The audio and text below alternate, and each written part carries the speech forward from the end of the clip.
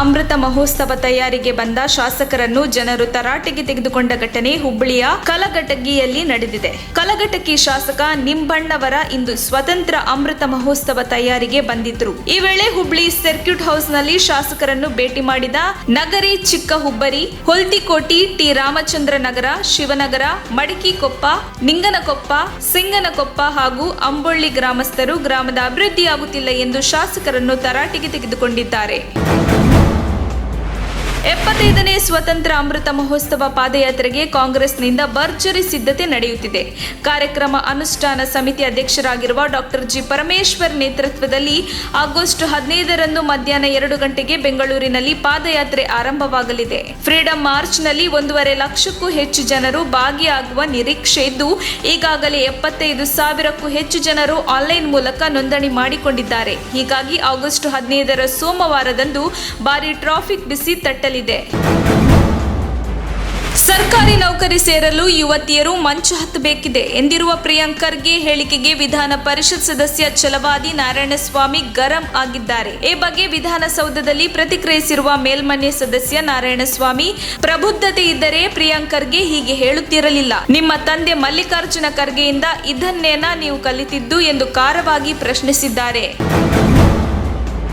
Court ಆವರಣದಲ್ಲಿಯೇ ಪತ್ನಿಯ ಕತ್ತು ಕೊಯ್ದು ಪತಿ ಕೊಲೆ ಮಾಡಿರುವ ಘಟನೆ ಹಾಸನ ಜಿಲ್ಲೆ ಹೊಳೆನರಸೀಪುರ ಕೋರ್ಟ್ ಆವರಣದಲ್ಲಿ ನಡೆದಿದೆ. ತಟ್ಟೆಕೆರೆ ಗ್ರಾಮದ ನಿವಾಸಿ ಚೈತ್ರ ಅವರ ಕತ್ತು ಕೊಯ್ದ ಪತಿ ಶಿವಕುಮಾರ್ ಅಟ್ಟಹಾಸ ಮೆರೆದಿದ್ದು, ಚಿಕಿತ್ಸೆ ಫಲಿಸದೆ ಚೈತ್ರ ಜಿಲ್ಲಾಸ್ಪತ್ರೆಯಲ್ಲಿ ಕೊನೆ ಉಸಿರೆಳೆದಿದ್ದಾರೆ. ಹೊಳೆನರಸೀಪುರದಲ್ಲಿ ಪ್ರಥಮ ಚಿಕಿತ್ಸೆ ಕೊಡಿಸಿ ಹೆಚ್ಚಿನ ಚಿಕಿತ್ಸೆಗೆ ಆಂಬ್ಯುಲೆನ್ಸ್ನಲ್ಲಿ ಹಾಸನ ಜಿಲ್ಲಾಸ್ಪತ್ರೆಗೆ ರವಾನಿಸಲಾಗಿತ್ತು. ಆಸ್ಪತ್ರೆಗೆ ದಾಖಲಾದ ಕೆಲವೇ ನಿಮಿಷಗಳಲ್ಲಿ ಚೈತ್ರ ಕೊನೆ ಉಸಿರೆಳೆದಿದ್ದಾರೆ. ಕತ್ತು ಕೊಯ್ದು ಆರೋಪಿ ಶಿವಕುಮಾರ್ ಎಸ್ಕೇಪ್ ಆಗಿದ್ದು, ಸಾರ್ವಜನಿಕರು ಆರೋಪಿ ಬೆನ್ನತ್ತಿ ಹಿಡಿದು ಪೊಲೀಸರಿಗೆ ಒಪ್ಪಿಸಿದ್ದಾರೆ.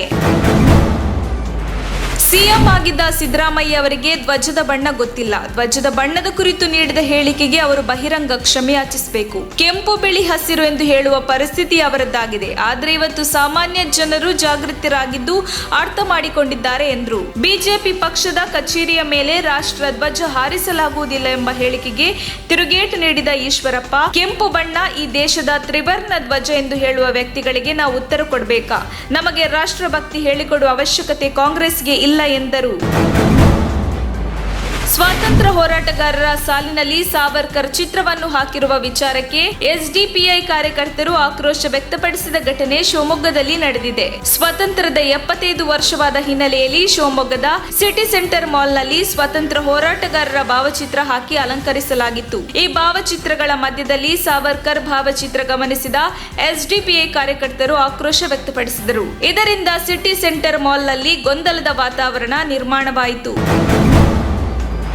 ಸ್ವಾತಂತ್ರ್ಯೋತ್ಸವದ ಅಮೃತ ಮಹೋತ್ಸವದ ಅಂಗವಾಗಿ ದೇಶಾದ್ಯಂತ ಹರ್ ಘರ್ ತಿರಂಗ ಅಭಿಯಾನಕ್ಕೆ ಶನಿವಾರ ಚಾಲನೆ ದೊರೆಯಿತು. ಕೇಂದ್ರ ಗೃಹ ಸಚಿವ ಅಮಿತ್ ಶಾ ಅವರು ನವದೆಹಲಿಯ ತಮ್ಮ ನಿವಾಸದಲ್ಲಿ ರಾಷ್ಟ್ರ ಧ್ವಜ ಹಾರಿಸಿ ನಾಗರಿಕರೆಲ್ಲರೂ ಈ ಅಭಿಯಾನದಲ್ಲಿ ಪಾಲ್ಗೊಳ್ಳುವಂತೆ ಕರೆ ನೀಡಿದರು. ಕೇಂದ್ರ ಮತ್ತು ರಾಜ್ಯ ಸರ್ಕಾರವು ಖಾದಿ ಮೂಲೆ ಗುಂಪು ಮಾಡಿ ಪಾಲಿಸ್ಟರ್ ಬಟ್ಟೆಯಲ್ಲಿ ಭಾರತದ ಧ್ವಜ ಮಾಡಿಸಿರುವುದನ್ನು ನೋಡಿದ್ರೆ ದೇಶ ಪ್ರೇಮ ಎಷ್ಟಿದೆ ಎಂಬುದು ಗೊತ್ತಾಗುತ್ತದೆ ಎಂದು ಹಿರಿಯರಾದ ಜೆ.ಕೆ. ಕೊಟ್ರಬಸಪ್ಪ ಆಕ್ರೋಶ ವ್ಯಕ್ತಪಡಿಸಿದ್ದಾರೆ. ಖಾದಿ ಗ್ರಾಮೋದ್ಯೋಗ, ಗುಡಿ ಕೈಗಾರಿಕೆಗಳು ಅಭಿವೃದ್ಧಿ ಆಗಬೇಕು. ಅದನ್ನು ಬಿಟ್ಟು ಯಾರಿಗೂ ಗುತ್ತಿಗೆ ನೀಡಿ ಖಾದಿಯಲ್ಲಿ ಧ್ವಜ ರೂಪಿಸದೇ ಇರುವುದು ದೇಶಕ್ಕೆ ಮಾಡಿರುವ ಅಪಮಾನ ಎಂದು ಇಲ್ಲಿಯವರೆಗೆ ಎಲ್ಲ ಸ್ವಾತಂತ್ರ್ಯ ಉತ್ಸವಗಳನ್ನು ಕಂಡಿರುವ ಹಿರಿಯರಾದ ಜೆ.ಕೆ. ಕೊಟ್ರಬಸಪ್ಪ ಕಿಡಿಕಾರಿದ್ದಾರೆ. ಸ್ವಾತಂತ್ರ್ಯೋತ್ಸವ ಅಂಗವಾಗಿ ತೋಟಗಾರಿಕೆ ಇಲಾಖೆಯಿಂದ ಲಾಲ್ಬಾಗ್ನಲ್ಲಿ ನಡೆಯುತ್ತಿರುವ ಫಲಪುಷ್ಪ ಪ್ರದರ್ಶನಕ್ಕೆ ಉತ್ತಮ ಸ್ಪಂದನೆ ವ್ಯಕ್ತವಾಗುತ್ತಿದೆ. ಈ ಪ್ರದರ್ಶನವು ಆಗಸ್ಟ್ 5ರಂದು ಪ್ರಾರಂಭವಾದಾಗಿನಿಂದ 1,20,000 ಜನರು ಇಲ್ಲಿಗೆ ಭೇಟಿ ನೀಡಿದ್ದಾರೆ. ಕನ್ನಡ ಚಿತ್ರರಂಗದ ನಟರಾದ ಡಾಕ್ಟರ್ ರಾಜ್ಕುಮಾರ್ ಮತ್ತು ಪುನೀತ್ ರಾಜ್ಕುಮಾರ್ ಅವರಿಗೆ ಶ್ರದ್ಧಾಂಜಲಿ ಅರ್ಪಿಸುವ ಫ್ಲವರ್ ಶೋ ಆಗಸ್ಟ್ 15ರವರೆಗೆ ನಡೆಯಲಿದೆ. ಸ್ವತಂತ್ರದ 75ನೇ ವಾರ್ಷಿಕೋತ್ಸವದ ಸಂದರ್ಭದಲ್ಲಿ ನಾವು ಆಜಾದಿ ಕಾ ಅಮೃತ್ ಮಹೋತ್ಸವವನ್ನು ಆಚರಿಸುತ್ತಿದ್ದೇವೆ. ಪ್ರತಿ ಮನೆಗೂ ಭಾರತದ ಧ್ವಜ ಅಭಿಯಾನ ನಡೆಸಲಾಗುತ್ತಿದೆ. ಅಲ್ಲದೆ ಈ ಬಾರಿ ಭಾರತದ ಧ್ವಜದ ಹಲವು ದಾಖಲೆಗಳು ಕೂಡ ನಿರ್ಮಾಣವಾಗುತ್ತಿವೆ ಎಂದು ಚಂಡೀಗಢದಲ್ಲಿ ವಿಶ್ವದ ಅತಿ ದೊಡ್ಡ ರಾಷ್ಟ್ರ ಧ್ವಜದ ಮಾನವ ಚಿತ್ರವನ್ನು ಪ್ರಸ್ತುತಪಡಿಸಲಾಯಿತು. ಇದರಲ್ಲಿ ತ್ರಿವರ್ಣ ಧ್ವಜಗಳನ್ನು ಧರಿಸಿದ ಹೆಚ್ಚಿನ ಸಂಖ್ಯೆಯಲ್ಲಿ ಜನರು ಭಾಗವಹಿಸಿದ್ರು. ಸ್ಥಳದಲ್ಲೇ ನೇರ ಪ್ರಸಾರ ಕೂಡ ಮಾಡಲಾಗಿತ್ತು.